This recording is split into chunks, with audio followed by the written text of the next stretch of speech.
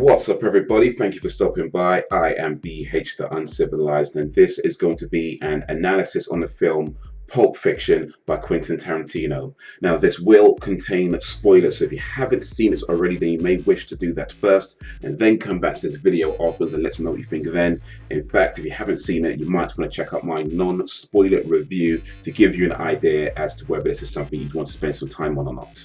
Now, the first time I saw Pulp Fiction, it was on television. It came on fairly late, and although I had heard of it, I didn't really know much about it at the time. But what I remember is laughing a lot the whole way through, and then talking about it the next day in school with some of my friends, and them also agreeing that it was very, very funny.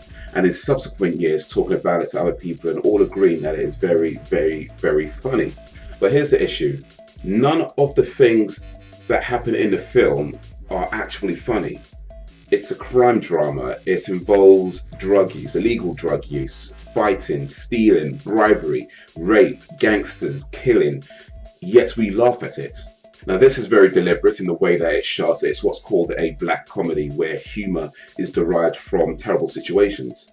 Now, Pulp Fiction isn't the only film to do this, but it does beg the question, why do we laugh at these violent situations? And what does that say about us? On one hand, we can say that it's just a movie and nobody's really getting hurt, which is true. However, we don't laugh at all violent movies. Now, this isn't exclusive to Pulp Fiction, but I do think that Pulp Fiction is probably one of the best examples of this. And that's what I'm going to be looking at in this video, more specifically, how Tarantino gets us to laugh at these violent situations through use of conversation.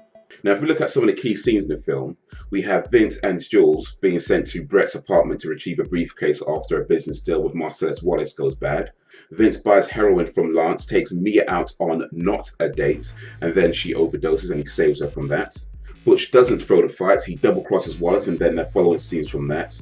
And then Jules and Vincent eat breakfast at the restaurant before he gets held up. Now, if we look at what's being discussed during these scenes, Vince and Jules spend a significant amount of time talking about Amsterdam marijuana laws, quarter pounders in France, comparing foot massages to cunnilingus. When they get inside, Jules talks about burgers to Brett. Vince and Lance talk about dating Trudy and Vince's car being keyed. Vince and Mia talk about the waiters, Fox Force 5, Antoine Rocamara, and then later Mia tells Vince the joke. And then towards the end of the film, Vincent and Jules talk about why Jules doesn't eat bacon. Now, this isn't to say that nothing spoken in the film relates to the actual story, it does, but a significant portion of the dialogue does not. And when it does relate to the story, it often deviates. So why is this important?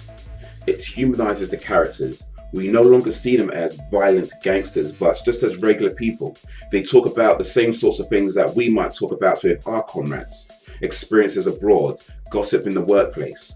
When we see them talk so casually, we see them as one of us. And now that we see them as one of us, their violent acts and nonchalant attitudes towards the well-being of others doesn't seem so bad. In this respect, Pulp Fiction is a statement on our tolerance levels towards the people we're close to. It doesn't mean that if you know someone who's killed someone that you just laugh it off. I mean, it is a movie after all, which is purposely made to be funny. But more so how it's easier for us to turn a blind eye to the sins of our allies. When Butch realized that Fabian had left his father's watch on the table, he got violently angry and even threw the television, but then very quickly calms down, affirming that it wasn't her fault, blaming himself for not emphasizing the importance. But then as soon as he got into the car outside, he went right back into his tirade. This represents our reticence to show our displeasure to our friends. Fabian also remarks when talking about wanting a potbelly. It's unfortunate what we find pleasing to the touch and pleasing to the eye are seldom the same. A metaphor for the things that we claim to abhor compares to the things we allow.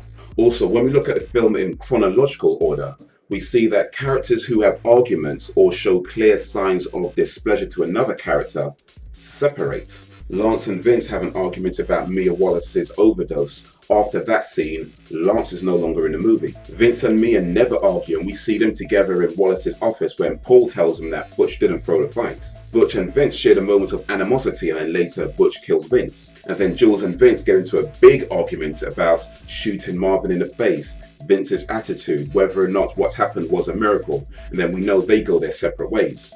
And this is what it comes down to, a fear that the other person would in some way, shape or form leave us. So what Tarantino does with Pulp Fiction is creates characters and presents them in an amiable way so that we warm to them even though they are despicable people. then shows us what happens when we argue with people. So not only do we laugh during the film, when it's done, we don't feel bad about it because it connects that part of us that is afraid to be alone, afraid to speak up when we see something we don't like, and then justifies it by telling us it's okay. And that is what I think of Pulp Fiction. Let me know if you agree or disagree, or if you think there's something that I've missed. If you liked this video, then please show the like and share button some love. Be sure to subscribe and check out some of the other videos on the channel as well if you haven't already. If you have any questions about movies, video games, or just life in general, let me know and I'll do my best to answer them. But that is all for now, so thank you for watching. And until next time, my name is Paul, and it's between y'all.